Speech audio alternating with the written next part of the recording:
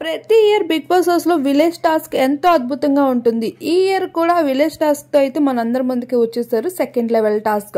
ఇక భైరవపురం, నాగపురం అంటూ 2 విలేజ్లు అయితే ఉంటున్నాయి. భైరవపురంకి ప్రెసిడెంట్ గా నిఖిల్ ఉంటే నాగపురంకి ప్రెసిడెంట్ గా యష్మిని వ్యవహరిస్తూ ఉంది.